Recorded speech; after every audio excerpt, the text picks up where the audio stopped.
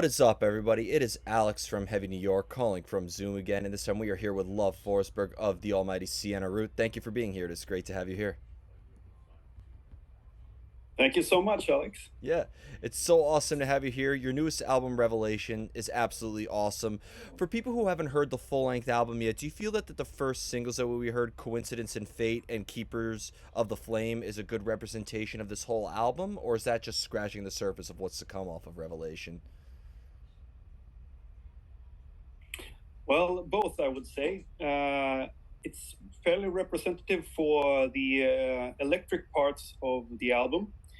But if you haven't noticed, there's also another single out that's called Little Burden, which is representative for the acoustic parts of the album. This album is both acoustic and electric. Mm. Was that a preconceived vision that you wanted this album? Because I've noticed that, Sienna Root does have like an emphasis on parts that are very electric, but also parts that are very more acoustic oriented. It kind of bridges between old and new in a way. So is that always a preconceived vision in a way, or is it a very improvisational and experimental process? Yeah, you're right there, Alex. It goes back to like the first album. It has a lot of resemblance to that album, and also the Different Realities album. You can also hear two recorded acoustic tunes on Root Jam, the double live album. I think that when we started the process of recording this album, we had envisioned a complete acoustic album, actually. But when starting working on the songs, we also discovered that we have these electric songs that we shouldn't remake to acoustic songs. They are better electric, and so it was sort of along the creative process that we shaped the album this way.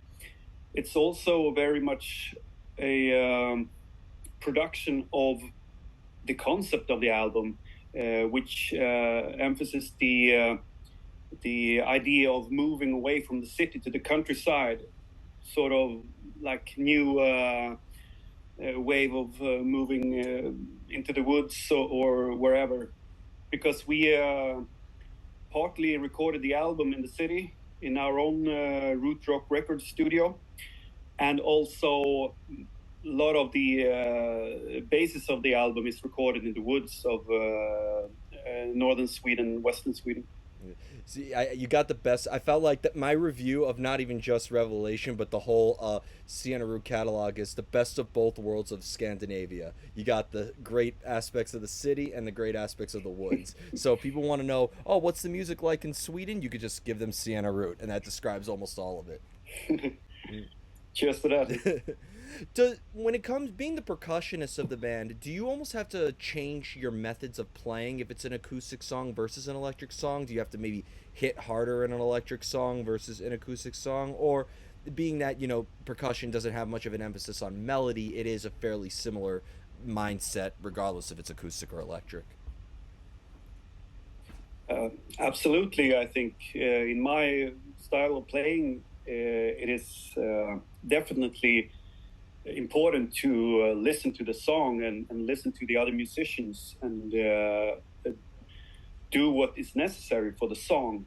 Have the song in the first place and not your own performance in the first place. You're just part of the whole arrangement. So if you listen to Keeper of the Flame, for example, it's fairly mellow played, and then suddenly in the end it's a great finale with a lot of heavy stuff there. But doing the acoustic songs, I think we had to work on how to arrange the percussion. I'm not playing the drum kit there. I'm doing some stuff on cajon, some stuff on darbuka, and some stuff on with brushes on the snare drum. does it almost seem like depending on the type of percussion that you're using, it's almost a different form of self-expression for you as well? Is it expressing a different emotion or even maybe a different personality from your personal self? Yeah, it's challenging and very rewarding as well to have these different expressions. When it comes to like having this concept too of going from the city to the country, because I said it before, to me that almost seems like the sound of almost every Siena Root album, but with Revelation, is it felt like that you wanted to have more of an emphasis on that, and if so, why this particular album and not off of A New Day Dawning or Kaleidoscope and etc.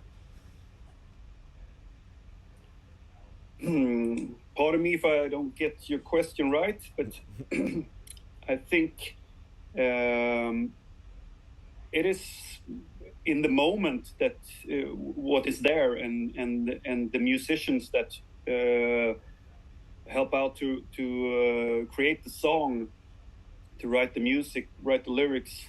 It depends very much on the collective mind. If somebody doesn't feel like playing something acoustic, you have to adapt to that. You can't be like a mastermind and say to everybody, "This is the way we do it." I think some people work like that, but Siena doesn't. Well, I like having this discussion because every time I ask somebody like how the making of an album is, a lot of times they say, "Oh, we all collectively came together and we were all on the same page." And I really don't believe it because you have 4 to 5 members in a band, you're making 10 to 12 songs on the album. You're not going to be able to agree on everything in a way. So, could maybe all of you being in different frames of mind actually help influence a Sienna Roots song as well? You're absolutely right there. There is a lot of discussions and even some rows between us when recording, because everybody has their own perspective and ideas about a song. But that's a part of it. I mean, you need to discuss and need to have different views and different ideas, because often if you discuss something, I have this view and you have this view, and if we can understand each other and have a mutual agreement, we often end up with another thing that is in between us that often is even better than anyone's idea.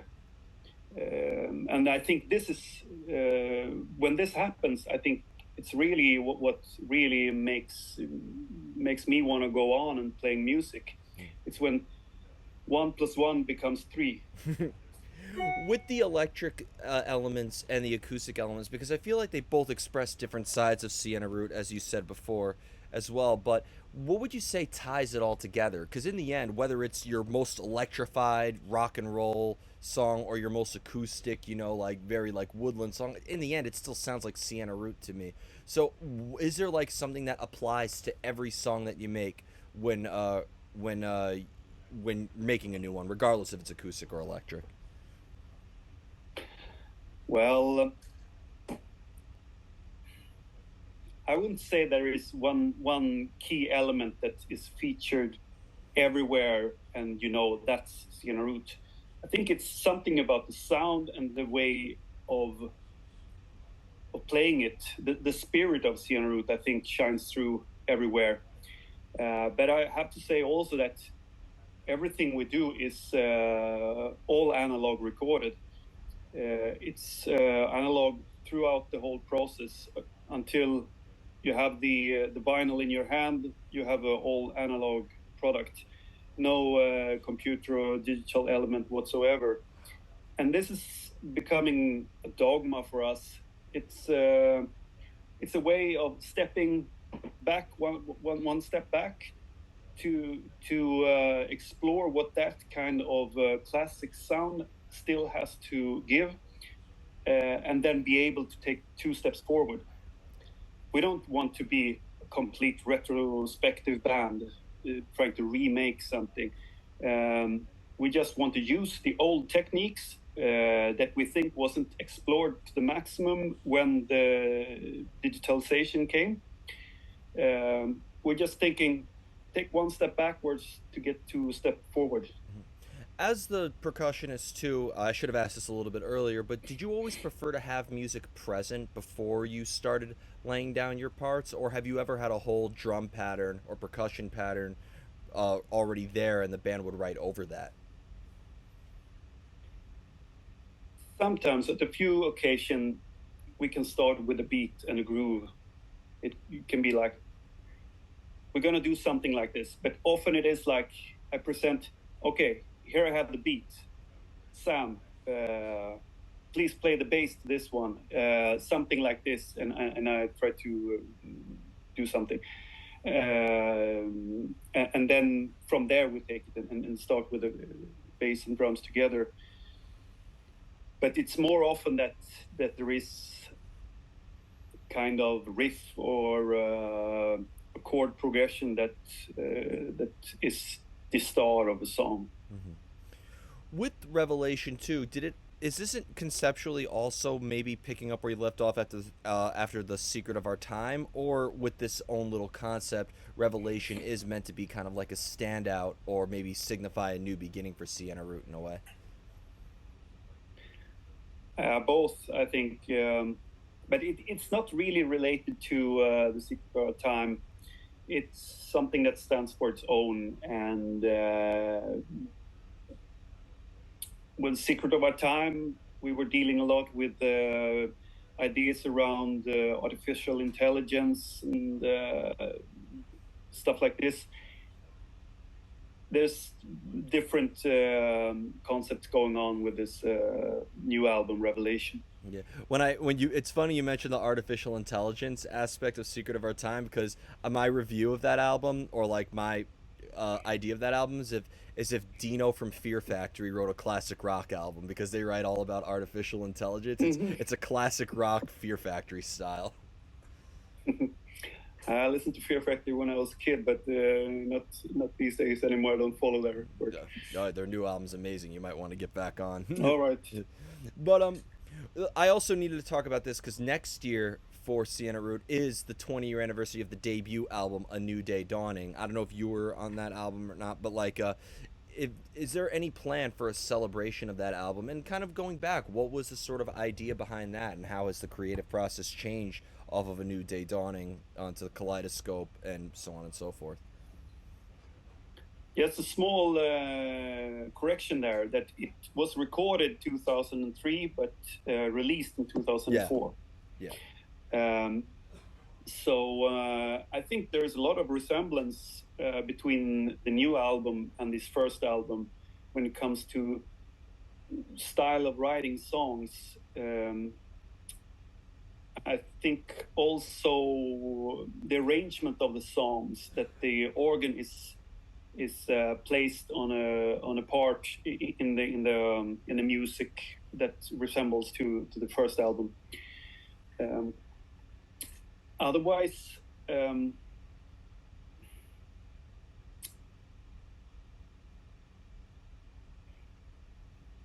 think I lost your question there. Huh? I was just Can you let me? How would you say that the songwriting process has sort of changed from A New Day Dawning to now? Yeah. It has changed in many ways. I think, first of all, I would consider us as more skilled these days, both musically on our instruments, and also when it comes to understanding the whole process. Because with the first album, we started out recording without knowing where to end. We had to depend on the sound engineer to say that, guys, this is an excellent idea, but it won't work in the end. It won't sound good. Okay. Sometimes we said, okay, fine. Sometimes we said, we're going to do it anyway. Fuck you. But with this album, I think we could see the end of the process also when writing the songs, that this will be a great song if we just do this. But a lot of it is the same also, I think. A lot of this naive way of just playing around and jamming in the rehearsal room. It seems like it's always been an organic process. Like I think people who appreciate A New Day Dawning could appreciate Far From the Sun, Different Realities, Pioneers, and Revelation, and so on and so forth. Um, Yeah, and sorry, oh, I was what's the question of that? no, no, no. I was just gonna ask because do you, with having all these different concepts expressed in Siena Root as well, does your own personal life or your own personal experiences also influence an album, or like with The Secret of Our Time having an emphasis on artificial intelligence and many other concepts, you kind of use Siena Root as a way to distance yourself from your personal lives. Yeah, perhaps it can be that way. I think it's important to put your own personality into the music, if that's what you're referring to. Yeah. Um, I think it's always been like that. That the lyrics I write is very much dealing with things that happen in the world, or stuff that's on my mind, and then I see that some of the lyrics they fit into Siena Root, and some that's something else. Do you want your music to be open to interpretation, or do you want the listener to be just as engaged as the lyricism as the music itself? I think it needs to be open to interpretation. I for myself dislike when there is a super clear vision and somebody wants to write on your nose what this means, and tell you that this is a great song and it's about love, and you need to hear this to understand that. I mean, um, for me, music and arts is very much something that lies between the lines, between the words. I love that. I really love that. That's such a great answer. I'm gonna write that down actually, somewhere between the lines and the words. I keep a notebook around in case I hear anything. Uh, in case I hear anything to And also memorize. between the notes, there if you like it like that. there you go. And I have two more questions for you. When it comes to your overall songwriting, do you prefer to write alone when you're more in isolation and there's nothing between you and your instrument, or is it better, because going back to how organic the songwriting is it better to come up with ideas and to songwrite when you're all in the company of each other? I think we need to do both. For me, I like to play and jam in the studio, but then um, I like to listen to the rough recordings afterwards, and be alone and process that and think about it, and reflect on it, and come with inputs how to enhance what we just did. I think that's a very creative way of putting it. Um Not thinking that, well, some songs end up like this, that you just 2 hours and that's the song, and you can't just improve it any better. Um, well, and then there's few songs that somebody writes at home and go there and it's ready to record just like that. Usually, everybody needs to put their own personal touch to it in order to make it sound like Siena Root, and in order to make it great.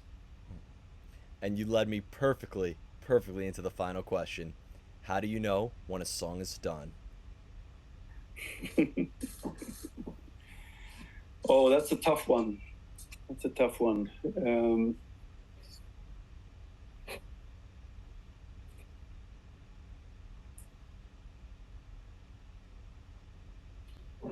How do you know when a song is done?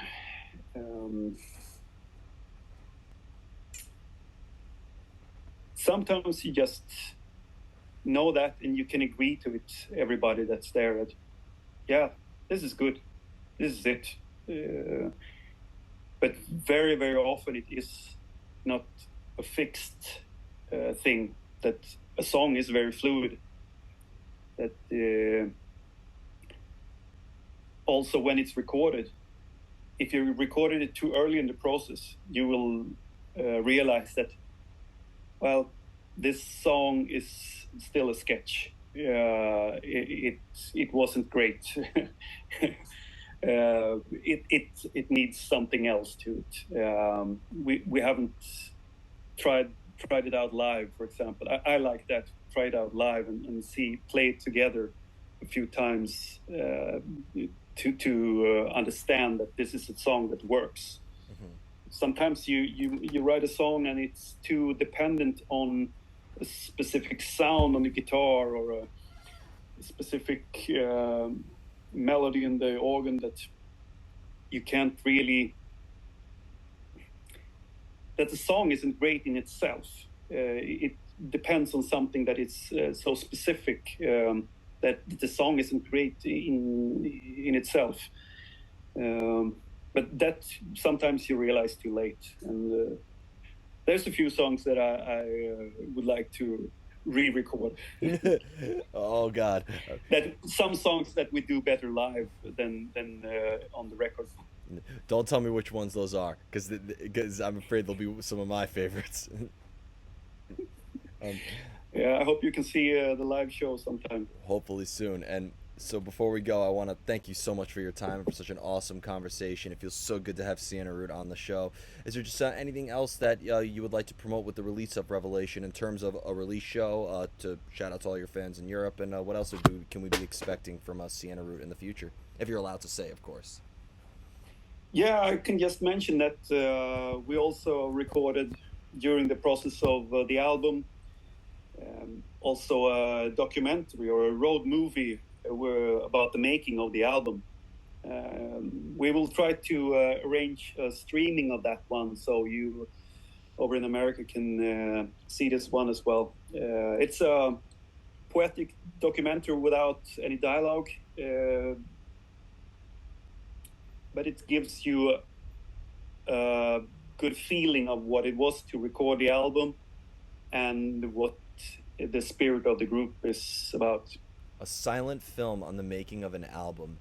That sounds awesome, and I can't wait to see what that would be. It's not silent. Okay. It's, of course. The music lets the talking.